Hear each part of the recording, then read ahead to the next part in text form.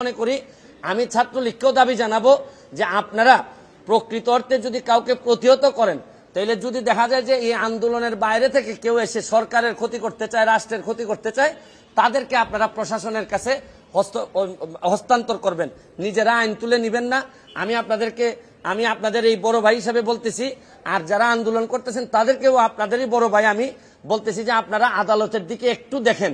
1 মাস পরে যদি আপনাদের মনে হয় যে না এটা যৌক্তিক সমাধান হয় নাই, তাহলে আপনারা আবার আন্দোলন করতে পারেন। কিন্তু অযথা মুখোমুখি হয়ে আপনাদের পুরা ভবিষ্যৎটা সামনে, আমি চাই না আপনাদের ভবিষ্যৎ নষ্ট হোক এবং এই রাষ্ট্রে বা দেশে একটা বিশৃঙ্খলা পরিস্থিতি তৈরি হোক।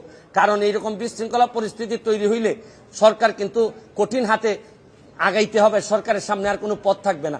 এই জন্য আমি একজন মেম্বার অফ পার্লামেন্ট হিসাবে, ব্যারিস্টার সুমন হিসাবে আমি আপনাদেরকে দাবি জানাচ্ছি, আপনারা 1 মাসের জন্য, শুধু 1 মাসের জন্য আপনারা এই অ্যাপিলেট ডিভিশনের রেজাল্ট হওয়া পর্যন্ত আপনারা একটু যদি এটা স্থগিত করে এর ভিতরে আমরা আপনাদেরকে যদি চান, আপনাদেরকে সাথে করে নিয়ে প্রাইম মিনিস্টারের সাথে মাননীয় প্রধানমন্ত্রী, উনি বঙ্গবন্ধু কন্যা, উনাকে বললে উনি বুঝবেন না এমন কোনো জিনিস নাই। আমি কাছাকাছি থেকে আপনাদেরকে সাক্ষী দিচ্ছি যে আমি এতদিন উনার সাথে আমি সংসদে ছিলাম, উনাকে যদি বুঝায় বলা যায় উনি বুঝেন না এমন কোনো জিনিস নাই।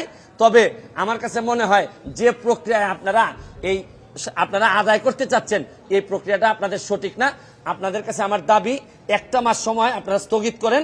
1 মাস পরে সুপ্রিম কোর্টের আদেশের পরে কারণ আপনারা যেটা চাচ্ছেন, আপনারা বলতে চাচ্ছেন যে আপনারা আন্দোলন সরকারের সাথে, আদালতের সাথে না। কিন্তু আপনাদের এই আন্দোলনের যেটা চান আপনারা, এটা যদি আদালত থেকে আসে তাহলে তার আপনাদের আন্দোলন করার দরকার পড়ে না। আপনারা মানলাম যে আপনারা আদালতকে চাচ্ছেন না, কিন্তু আদালতের মাধ্যমে আসতে পারে। প্রয়োজনে আদালতে আইনজীবী হিসেবেও আমি থাকবো, থেকে যৌক্তিক সমাধানের চেষ্টা আমি করব। এইটুকু আমি আপনাদেরকে বলেছি।